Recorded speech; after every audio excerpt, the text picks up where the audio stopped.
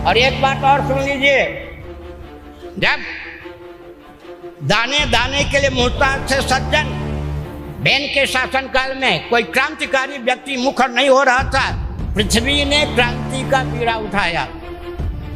सज्जन तो दाने दाने मोहताज हैं, दुर्जनों को भूखे मारने के लिए अन्न देना बंद कर दिया।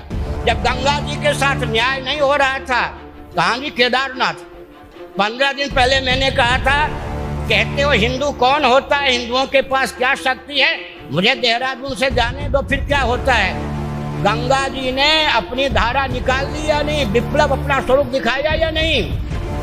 10,000 वर्ष आगे क्या होगा वो भी मुझे भगवत कृपा से, गुरु ग्रंथ गोविंद की कृपा से दिखाई पड़ता है। मैं भारत के शासन तंत्र को सावधान करना चाहता हूँ। प्रकृति, केंद्रीय और प्रांतीय शासन तंत्र सहित राजनीतिक दलों को निकालने के लिए उद्यत है।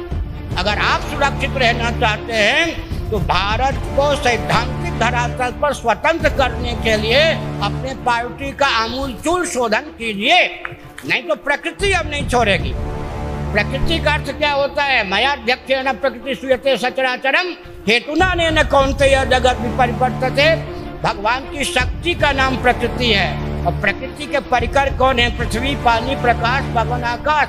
पृथ्वी, जल, तेज और वायु ऊर्जा के स्रोत हैं। जब कोई मनुष्य दुर्बल पड़ जाता है, क्रांति की बात नहीं करता, तो प्रकृति के जो परिकर हैं, पृथ्वी, जल, तेज, वायु, भूकंप के द्वारा, भूस्खलन के द्वारा, सुनामी लहर के द्वारा, अग्निकांड के द्वारा, दावानल के द्वारा, वात्या के द्वारा ये नष्ट कर देते हैं। प्रकृति अपने हाथ में बागडोर संभाले, उससे पहले राजनेताओं को हम एक पवित्र अवसर देते हैं। सभी राजनेता हमारे लाडले प्यारे हैं, लेकिन सब बचते हैं कहीं आध्यात्मिक गंध न आ जाए राजनीति।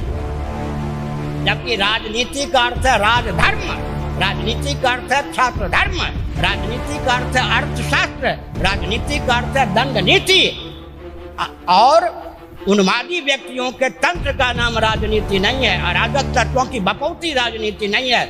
और संतों का, शंकराचार्य का दायित्व रहा है शासन तंत्र का शोधन।